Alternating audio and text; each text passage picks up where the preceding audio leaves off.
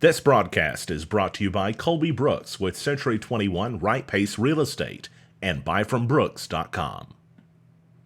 I want to tell you about a case that happened in Greene County early Wednesday morning, December the 4th, 2020, for those watching after the fact. It was rural Greene County, so close to Clay County that it actually has a rector address. And it was an alleged domestic violence call that came in at 12:21. And so authorities responded and began an investigation that is open to this very moment, almost 24 hours later, into third-degree battery, a misdemeanor. An instance where authorities are given 12 hours to make an arrest. However, that case is still open, and it's still being investigated. And that's the reason why the Greene County Sheriff denied our Freedom of Information Act request on Wednesday for the incident report. He said it was an open investigation, the exact reason Jonesboro's authorities were just forced to attend FOIA training at First National Bank Arena. So why is this case being handled unusually when there apparently are at least 2 statements on file? And apparently there are at least 7 photos attached to the incident report. Why is it being handled unusually? Because the suspect is a Greene County Sheriff's Department deputy. And the news starts now.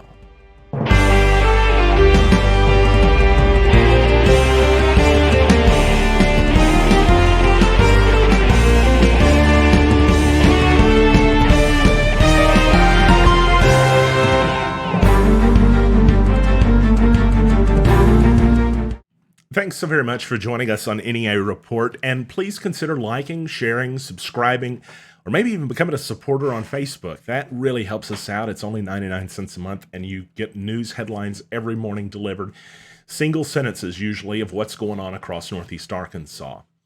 Well, tonight, what's going on across Northeast Arkansas, it begins in Greene County, and a rural part of the county so close to Clay County that the 911 call was actually routed there before being sent back to Greene County, where the Sheriff's Department responded at 12:21 a.m. into an allegation of assault. The unfortunateness of the domestic violence calls necessitate a police response and quick arrests within 12 hours. Hopefully much quicker than that.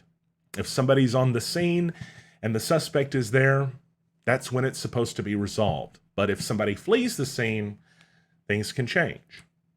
And so this instance is being investigated now, over 24 hours later, by the Greene County Sheriff's Department, who refused our records request, saying that an open investigation was exempt to public records requests. That's not correct. And we'll show you where that's not correct by showing you an Attorney General's opinion that ruled on that.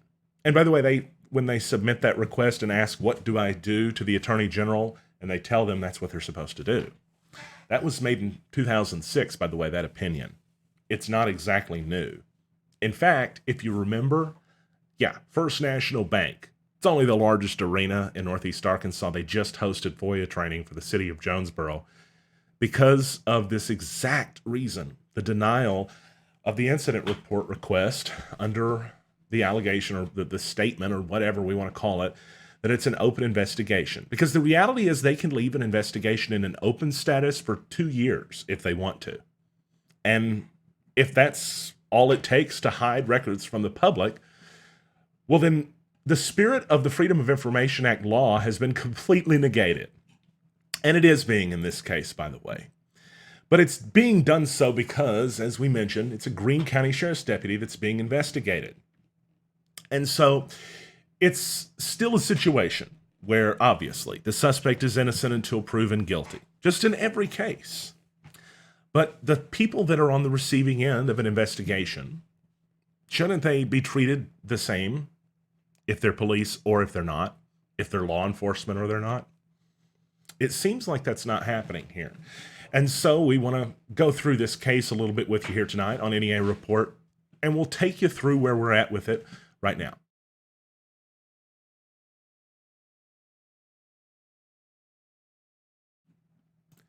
Although the sheriff denied our open records request, NEA Report was able to obtain a copy, at least, of the front page of the incident report, and we know the suspect under investigation is Rocky Weber. He is a suspect in a third-degree battery investigation that's being conducted by his employer, the Greene County Sheriff's Department, or at least it was as of earlier Wednesday, whenever the sheriff told us it was an open investigation and denied us the request for our record. His denial, by the way, for our records request is violating the law because the sheriff refused, and I'm saying the sheriff himself now violating the law. He's refusing to release an incident report citing status being an open investigation. Where have we heard that before? Well, it just happened in Jonesboro when the city was citing the very same thing, and the Jonesboro Sun filed a lawsuit against them, and the city was forced to settle that lawsuit by attending training and committing to, in the future, releasing those records, right? It's not like it was a secret. It was actually held at a place that's it's kind of big, First National Bank Arena, the former Convocation Center. Jonesboro just lost this argument. So if the city of Jonesboro has figured this out, and it just was in the news, what's the problem? Well, I don't know. According to the sheriff, the county attorney, Kimberly Dale, has stated to him that an open records request may be denied if the status of the investigation is an open investigation. Here's why that is not going to fly. Because, number one, this crime, the allegation that is laid forth, is one that comes with a 12-hour window of arrest. It's a misdemeanor that is usually open and shut within a few hours. And then the case is referred to prosecution, or it just goes away, whatever happens. So when there are 7 photos and 2 witness statements attached to the incident report, at least the front of it, which I'm able to see, that means there's not much left to do in this case. But authorities can and have for years sat on records without releasing them, citing that it was an open investigation. It has clearly been decided that they can't do that. And so I want to show you where that's been decided. Number one, the Arkansas Attorney General has issued an opinion on this exact issue. I'll take you through it now, because what you're looking at, it was a request made for an encounter between a game and fish employee and a former U.S. Marshal. Sounds like something the press would want to report. But that request was denied. 2 separate FOIAs were denied, citing the undisclosed investigation exemption. Undisclosed investigation exemption is what the open investigation status is in reference to, or it would apply from, should it be applicable. So I want to point to this, and I want to show you exactly the response, because if you look at this, you can see first, the Attorney General had to state that the FOIA does not invest that Attorney General with the authority to review the decision. That was a little bit of confusion, but we'll get past that, because the more important part of it states, first, Arkansas Game and Fish Commission is a law enforcement agency. For the purpose of law enforcement exemption found at, and that's the Arkansas FOIA, not all documents connected with law enforcement are sufficiently investigative to qualify for the exemption, however. Then it says, in my opinion, incident reports are not sufficiently investigative to qualify for the exemption unless they contain the type of investigative information discussed in Hingle v. City of Pine Bluff. That's an Arkansas Supreme Court case that was decided in 1991. This is a question of fact. It is possible, as was the case in a Texas case upon which the Hingle court relied, that some portions of the incident report are open to public inspection and some are not. Very important part there. It's possible that you are able to redact current sensitive investigative information that could jeopardize your case. It's highly questionable that you would need to do that in a misdemeanor, but let's say that that is happening here. Even then, they're supposed to release the incident report, even if it means some portions have to be redacted, because some portions obviously do not, as the incident report itself is not sufficiently investigative for the exemption to apply. Because if you're alleged or under investigation of a crime, right now that is public record in America. And if you or if I got arrested or did, it's public. So I want to go on just a little bit further with this. It is the responsibility of the custodian of records to determine as a factual matter which portions fall within the investigative category. As I said, other portions may be sufficiently investigative as discussed in Hingle. But the main portion of this to take away is they have to release the incident report at a minimum, redacting the sensitive information in the investigative portion of the narrative. But the initial narrative, that's still got to be in there. The allegation, the suspect's name, even the victim's name. Although here in the press, most of us would never print that. We don't print some things, even though we're entitled to get them. That's not the point. The point is that the Greene County Sheriff is not entitled to withhold them because they are your records and they are my records. They are public records of what public officials are doing with your money.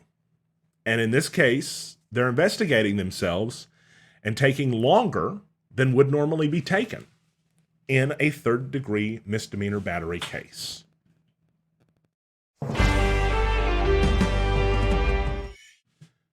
I want to mention that the Greene County Sheriff, Steve Franks, he's been incredibly professional, polite, courteous, and he's responded to my emails after hours, which many law enforcement would not do.